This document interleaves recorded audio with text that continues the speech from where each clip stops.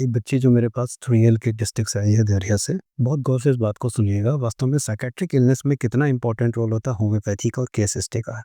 इस बच्ची के साथ कुछ दिक्कतें हैं। प्रेजेंट टाइम में बच्ची गुमसुम रहने लगी है और ये किसी से बातचीत नहीं करती है। नो डाउट पहले से भी ये इंट्रोवर्टेड टाइप की बच्ची थी, बहुत ज़्यादा इसका सोशल इंटरेक्शन नहीं था, लेकिन घर परिवार में बाकी लोगों से बातचीत करती थी। हिस्ट्री में जो दिक्कत रही है वो उसको ध्यान से समझिएगा, एलिमेंट कहाँ से आता। देखिए, यदि किसी का बिहेवियर धीरे धीरे गड़बड़ हो रहा है, चाहे धीरे धीरे उस डिप्रेशन के फेज में आ रहा है, तो समझ में आता है कि भाई कोई दिक्कत हुई होगी, कोई पैथोलॉजी हो रही है। साइकेट्री में जब अचानक होता है तो उस कॉज को समझना जरूरी होता है। सबसे पहले इनके पिताजी से समझे उस दिन हुआ क्या, जिस दिन से बच्ची गुमसुम हुई।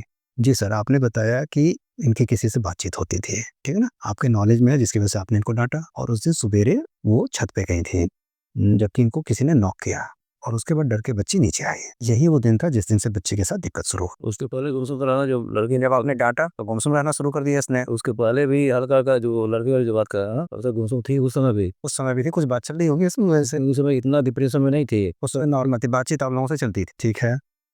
लेकिन उसके बाद से जब आपके नॉलेज में ये बात आई, जब आपने डांटा, तो उसके बाद से उस दिन का जो इंसिडेंस हुआ, जब छत पे नॉक किया गया और जब वो डरी, उसके बाद से आप लोगों से भी बात करना इसने काफ़ी कम कर दिया। एक वर्ड हम लोग यूज़ करते हैं, element from the fear. Either हो सकता है उस दिन बच्ची डरी हो नॉक करने की वजह से। अच्छा, ये तो बातें बाद में करेंगे।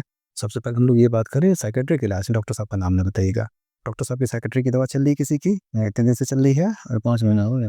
5 महीने से बच्ची के अंदर क्या चेंजेस आए हैं?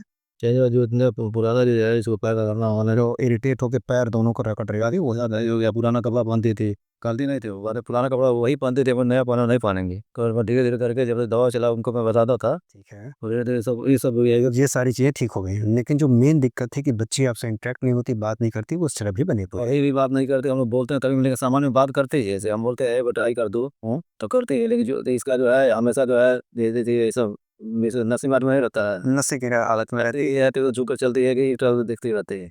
मतलब सीधी सी बात है, नींद में हमेशा बच्ची रहती है, तो खोई खोई रहती है। लेकिन जो इरिटेशन वाला बिहेवियर था वो धीरे धीरे सेटल हो गया, ठीक है। ध्यान से समझिएगा भाई इस बात को। बिहेवियर देखिए, दो चीज़ें होती हैं हमारे पास, दो मेन चैलेंजेस हैं। एक तो उस इंसिडेंस के बाद बच्चे के अंदर एक बिहेवियर चेंजेस आ रहे हैं जो वॉयलेंट हैं, कई बार इरिटेटिव, बाकी सब चीज़ें हैं। और दूसरे नंबर पर बच्चे का पर्सनल बिहेवियर जो अफेक्ट हो रहा है, सोशल इंटरेक्शन और बाकी सारी चीज़ें वो है। नो डाउट जब साइकेट्री की मेडिसिन गलत नहीं होती, क्योंकि ज़्यादातर लोग साइकेट्री की दवा खा रहे हैं। सबसे बड़ी बात है, क्या ये बच्ची ज़िंदगी भर साइकेट्री की दवा खाएगी? The main challenge is that. और क्या ये बच्ची ज़िंदगी भर अपनी दवाइयाँ सेडेटिव और ट्रांक्विलाइज़र के इफ़ेक्ट के चक्कर में सोते-सोते गुज़ारेगी? क्या हमारा सोशल इंटरफेरेंस खत्म हो जाएगा? The main challenge is that. मैं साइकेट्री का डॉक्टर नहीं हूँ, लेकिन मैं इतनी बात समझ रहा हूँ, एलिमेंट ऑफ द फियर हो सकता है, या फिर हो सकता है पिताजी के डाँटने की वजह से बच्चे, या फिर हो सकता है उस बच्चे ने किसी किसी मैटर पे कुछ कॉन्फ्लिक्ट पैदा किया और जिस वजह से इसके साथ ये दिक्कत साल को लगा इसको अंदर कुछ शौक। अल्टीमेटली एकदम सही बात है आपकी कि किसी न किसी शौक की वजह से। अब allopathic stream line of treatment क्या कहती है कि जो दिक्कत आई है उसको सॉल्व करो। होम्योपैथी कहती है कॉज को सॉल्व करो। तो मैं कॉज को सॉल्व करने के अकॉर्डिंग ही चलूंगा। इस बच्चे को काउंसलिंग की ज़रूरत है, ध्यान से समझिएगा।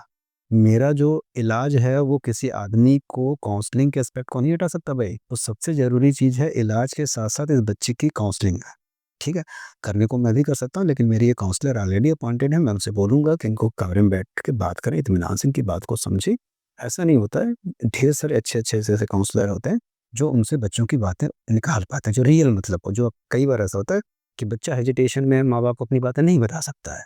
तो फादर ने डाँटा हो सकता है उसका, उसने बंदे ने गाँठ बना के रख ली, चाहे कुछ भी हो सकता है, चाहे शेयर करने से बच नहीं जा। लेकिन ज़रूर एक काउंसलर की खासियत होती है कि वो उस चीज़ को समझे, उसके अकॉर्डिंग उसे कम्युनिकेट करे, उन बातों को रियलाइज़ करके उससे बाहर निकला, जिससे मेन कॉज़ वो एक दिन में नहीं होगा। सो दैट्स व्हाई सबसे इम्पोर्टेंट चीज़ ये होगी कि हम लोग पहले ऐसे सिम्पटम एलिमेंट को पहले हम सॉल्व कर रहे हैं। धीरे-धीरे करके बच्ची जब कम्युनिकेट करना शुरू करेगी, तो हम काउंसलिंग के पार्ट को शुरू करेंगे और पूरी कोशिश मेरी रहेगी कि इस बच्चे को नॉर्मल केस में लाएँ। यदि आती है तो श्योरली मैं आपको इसकी वीडियो दिखाऊँगा। Thank you. Homeopathy is very deeper science, so that's why you have to believe on it. और जब इफेक्ट होता है तो बिलीव ज़रूर करिए। दिखाते हैं आपको होम्योपैथी कितनी डीपर साइंस है। Thank you.